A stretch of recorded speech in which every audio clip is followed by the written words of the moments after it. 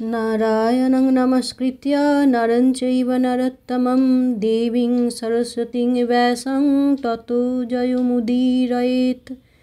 नारायण मा सरस्वती एवं व्यासदेवके प्रणाम जानिए भक्त श्रोता बंधुदेर शुभेच्छा जानिए आजकेर रामायण कथा शुरू करछि।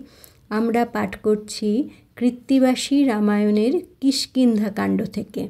श्री रामचंद्र ऋष्यमुख पर्वते सुग्रीवेर संगे मित्रता सूत्रे आबद्ध हয়েছেন। श्री रामचंद्रके सुग्रीवेर राजत्व फिरिये आनते साहाज्य करते हबे और सीता उद्धारेर जन्य सुग्रीवके साहाज्य करते हबे श्री रामचंद्र और लक्ष्मण के। सीता देवी के आकाश पथे निये गेছেন रावण। আমরা আরণ্যকাণ্ডে পাঠ করেছিলাম যে বানরেরা কিন্তু দেখেছেন কোনো একজনকে বসিয়ে কেউ রথে করে নিয়ে যাচ্ছে আকাশপথে, কিন্তু জানতেন না তিনি কে।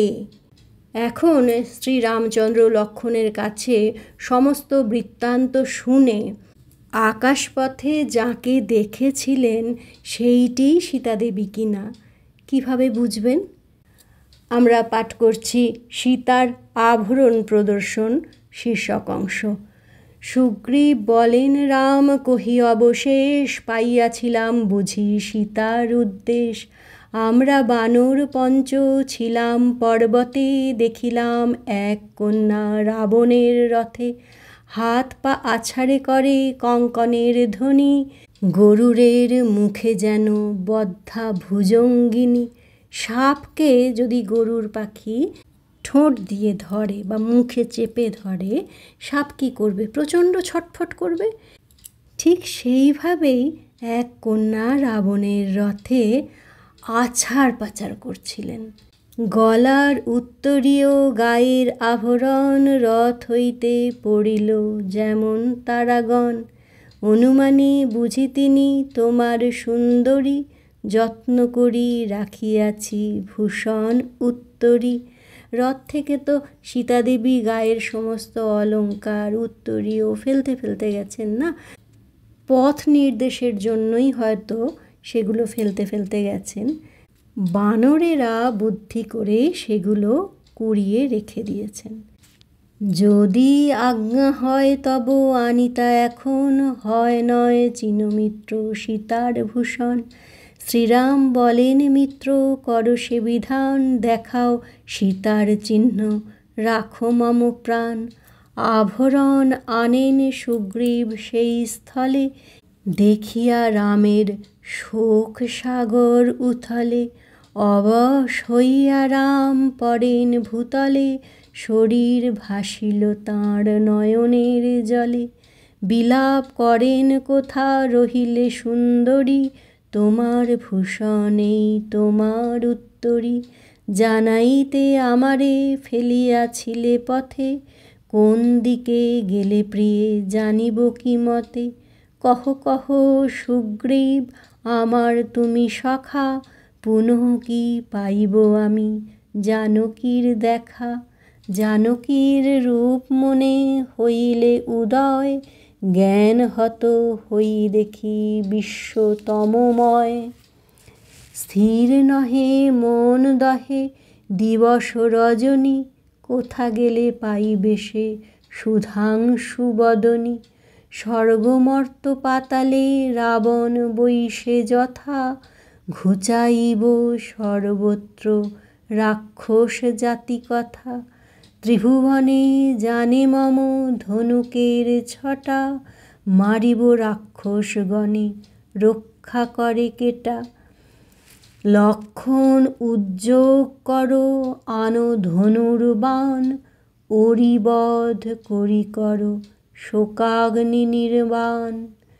সুগ্রীব বিবিধ রূপে রামকে বুঝান, কৃত্তিবাস রচে গীত অদ্ভুত নির্মাণ। সুগ্রীব যখন দেখালেন সীতার আভরণ, চিনতে আর অসুবিধা হলো না। যে কন্যাকে রাবণ আকাশপথে নিয়ে গিয়েছে সেই সীতা দেবী।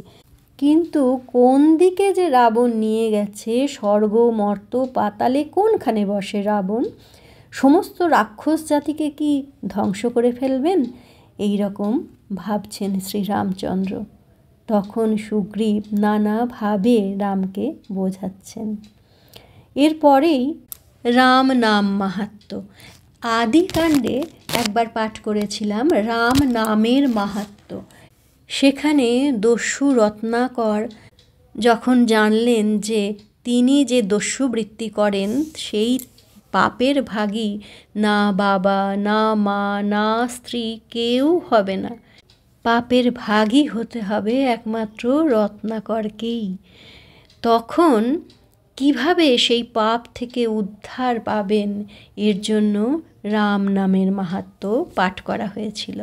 স্বয়ং ব্রহ্মা রত্নাকরকে রাম নাম জপ করতে বলেছিলেন। যখন রত্নাকরের মুখ দিয়ে রাম উচ্চারণ হচ্ছে না, তখন উল্টো করে মরা বলতে বলেছিলেন। মরা নয়, মরা, নরম করে। দস্যু রত্নাকর সেই রাম নাম জপ করতে করতে ঋষির পর্যায়ে উন্নীত হয়েছিলেন। সমস্ত শরীরে বল্মি কীট ধরে ঢিবি হয়ে গিয়েছিল, তবু তিনি রাম নাম জপ ছাড়েননি। ব্রহ্মাই আবার সেই পথে গিয়ে বল্মিক ঢিবি, ওই ঢিবির মধ্যে থেকে যাকে উদ্ধার করলেন, তিনি আর দস্যু নন, তার যেন নতুন জন্ম হলো, নতুন নামকরণ হলো বাল্মীকি। স্বয়ং ব্রহ্মার ইচ্ছায় তিনি এই রামায়ণ রচনা করলেন। বিস্তারিত পাঠ আমরা আদিকাণ্ডেই করেছি, সংক্ষেপে বললাম এই কারণে যে কৃত্তিবাস এখন বাল্মীকিকে বন্দনা করছেন। রামের জন্মের 60,000 বৎসর পূর্ব থেকেই এই মুনি রাম নাম জপ করছেন। কি মাহাত্ম্য এই নামে! সমন দমন রাবণ রাজা, রাবণ দমন রাম, সমন ভবন না হয় গমন, যে লয় রামের নাম। সুকৃত জনন দুষ্কৃত দমন, শ্রুতি সুখ রামায়ণ, শ্রবণ মনন করে যেই জন, তারে তুষ্ট নারায়ণ। রাম নাম জপ ভাই অন্য কর্ম পিছে, সর্বধর্ম কর্ম রাম নাম বিনা মিছে। মৃত্যুকালে যদি নর রাম বলি ডাকে, বিমানে চড়িয়া যায় সেই দেবলোকে। শ্রীরামের মহিমার কি দিব তুলনা, তাহার প্রমাণ দেখো গৌতম ললনা। পাপীজন হয় মুক্ত বাল্মীকির গুণে, অশ্বমেধ ফল পায় রামায়ণ শুনে। রাম নাম লইতে না করো ভাই হেলা, ভবসিন্ধু তরিবারে রাম নাম ভেলা। অনাথের নাথ রাম প্রকাশিতে লীলা, বনের বানর বন্দি জলে ভাসে শিলা। রাম জন্ম পূর্বে ৬০ সহস্র বৎসর, অনাগত পুরাণ রচিল মুনিবর। বাল্মীকি বন্দিয়া কৃত্তিবাস বিচক্ষণ, শুভক্ষণে বিরচিল ভাষা রামায়ণ। রাম নাম স্মরণে যমের দায় এড়ি, ভবসিন্ধু তরিবারে রাম পদতরি। বাল্মীকি অনাগত পুরাণ রচনা করেছেন। কেন বলা হচ্ছে না রাম জন্মের আগেই রামায়ণ লিখেছেন তিনি? রাম নামের মহিমা, শ্রীরামের সান্নিধ্যের মহিমা, স্পর্শের মহিমা, এ সকল তো জানাই। রামায়ণ শুধু যদি শ্রবণ করা যায় তাতেও অশ্বমেধ যজ্ঞের ফল লাভ হয়। হয়তো আমরা জানি না অশ্বমেধ যজ্ঞ কী রকম ফল সেটা, কিন্তু এটুকু তো বুঝতে পারি যে রামায়ণ পাঠ বা শ্রবণে এক অনাবিল আনন্দ পাওয়া যায়, চিত্তে এক প্রশান্তি আসে, মনে জোর পাওয়া যায় যে অন্যায়ের সঙ্গে মোকাবিলা করতে হবে। যারা অসুর বা রাক্ষসের মতো কাজ করছে তাদের শাস্তির দরকার। অপরাধীদের শাস্তি দিলে কোনো পাপ হয় না, স্বয়ং নারায়ণ রাম অবতারে সেইটি আমাদের দেখিয়ে গেছেন, শিখিয়ে গেছেন। এখন আমরা পাঠ করব সীতা উদ্ধারে সুগ্রীবের প্রতিজ্ঞা। সুগ্রীব বলেন সখে, না জানি বিশেষ, কি জানি কেমন বীর গেল কোন দেশ। যথায় যাউক তার নাহিক এরান, বানর লইয়া তার বধিব পরাণ। সম্বর মিত্র মনে দেহ ক্ষমা, অবিলম্বে উদ্ধারিব তব প্রিয়তমা। যথা তথা যাউক সে পাপিষ্ঠ রাবণ, সবংশে মারিব তার জ্ঞাতি বন্ধুজন। বিলাপ সম্বর রাম শোকে বারে শোক, শোকেতে কাতর নাহি হয় বিজ্ঞ লোক। সুখ দুঃখ মানুষের আসেই, শোক তাপ বিপদ হয়, কিন্তু শোকে যদি কেউ মুহ্যমান হয়ে থাকে, সামনে অবশ্য কর্তব্য যেটা রয়েছে, যে কাজ করা উচিত এখনই, সেইটা আর করা হয় না। শোকের চিন্তা কেবল শোকটাকেই বৃদ্ধি করে। যদি কোনো অন্যায়ের কারণে শোক হয়, সেই অন্যায়ের মোকাবিলা করতে হবে। তো তাই বিজ্ঞ লোক শোকে কাতর হন না, অবশ্য কর্তব্য যেটা সেই দিকেই দৃষ্টি দেন।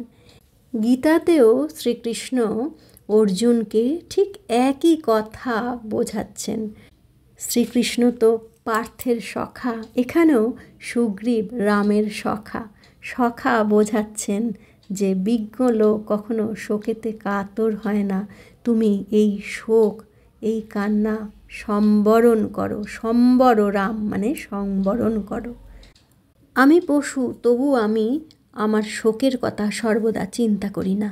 রাজ্য হারাইলাম নারী, পশু আমি তথাপি তা মনে নাহি করি। তুমি রাম হইয়াছ ভুবন পূজিত, ভার্যা লাগি কর খেদ অতি অনুচিত। মিথ্যা না বলিব মিত্র অগ্নি সাক্ষী করি, উদ্ধার করিব আমি তোমার সুন্দরী। অশেষ প্রকারে রাজা জন্মায় প্রবোধ, তথাপি বিষম শোক নাহি হয় রোধ। এতেক বলিল যদি সুগ্রীব ভূপতি, প্রত্যুত্তর করেন আপনি রঘুপতি। জ্ঞাতি গোত্র পুত্র মিত্র শোক পায় লোক, সে সবার হইতে অধিক ভার্যা শোক।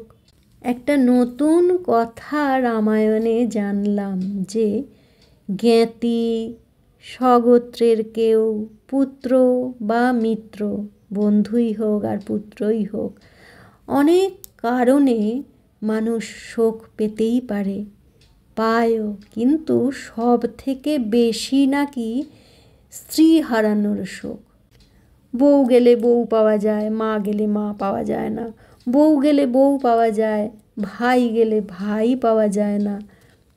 এখানে সুগ্রীব নতুন কথা শোনালেন যে জ্ঞাতি গোত্র পুত্র মিত্র শোক পায় লোক, সে সবার হইতে অধিক ভার্যা শোক। কলত্রে গৃহীর শোক, কলত্রে সংহার, কলত্র হইতে হয় পুত্র পরিবার।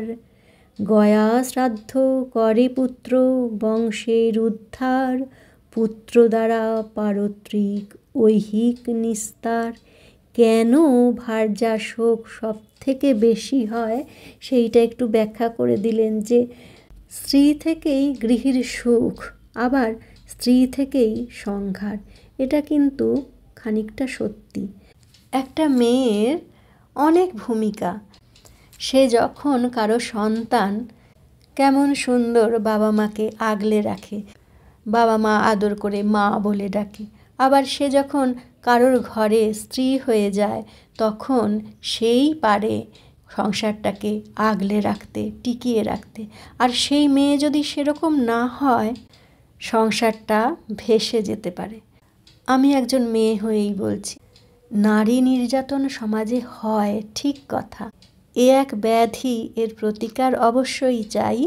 নারীরা এর জন্য প্রতিবাদ করতে পারে, প্রয়োজনে অস্ত্র ধারণও করতে পারে। কিন্তু এমন নারীও আছে নিজের সুখের জন্য কোনো সংসারকে তছনছ করে দিতে পারে। এখন তো চিত্রটা আরও বেশি করে পরিষ্কার। কিন্তু এই রামায়ণের যুগেই শূর্পণখার জন্য না এত কিছু হচ্ছে। নারীকে নিজের সম্মান রক্ষা করার জন্য সেরকম কাজ করতে হবে, আর তারপরেও যদি কেউ অসম্মান করে তাহলে তো ধ্বংস হয়ই। যেমন সীতাকে হরণ করে নিয়ে গেছে বলে রাবণ সব অংশে নিধন হবে। পরবর্তী যুগে দ্রৌপদীর অসম্মানের জন্য গোটা কুরুবংশ ধ্বংস হবে। তাহলে কলত্রে গৃহীর সুখ, আবার কলত্রেই সংহার। আবার স্ত্রী থেকেই সন্তান আদি হয়, সংসার হয়, বংশরক্ষা হয়, শ্রাদ্ধ তর্পণ সব কিছুই হয় সন্তান। এখানে পুত্র বলেছে, পুত নামক নরক থেকে ত্রাণ করে যে সে হচ্ছে পুত্র, পুত্রের কথা বলেছে। কিন্তু কন্যাও কম নয়, কথায় বলা হয় শতপুত্র সমকন্যা। একজন কন্যা যদি শিক্ষিত হয়, মানুষ হয়, সে একটা পরিবারকে সেই শিক্ষা দান করতে পারে, সমাজ একটা উপহার পায়। আর শ্রাদ্ধ তর্পণ কন্যারাও করতে পারে। পণ্ডিতেরা বলবেন কি নিয়মে করতে পারবে। আমরা পাঠে এগিয়ে যাই। অশেষ প্রকারে মিত্র বুঝাও আমায়, তথাপি কলত্র শোক পাশর না যায়। সুগ্রীব বলেন রাম কি কহিতে পারি, পালিব তোমার আজ্ঞা আমি আজ্ঞাকারী। করিব তোমার কার্য আমি যথাজ্ঞান, কৃত্তিবাস রচে গীত অমৃত সমান। আজ রামায়ণ কথার এখানেই বিশ্রাম। পরের দিন শ্রীরামের কাছে সুগ্রীব আত্মকাহিনী বর্ণনা করবেন। শ্রীরামচন্দ্র এবং মা সীতা দেবীকে প্রতিদিনের মতো প্রণাম জানাই। রামায় রামচন্দ্রায় রামভদ্রায় বেধসে, রঘুনাথায় নাথায় সীতায় পতৈ নমঃ। বন্ধুরা, আপনারা সুস্থ থাকবেন, ভালো থাকবেন, সঙ্গে থাকবেন। নমস্কার।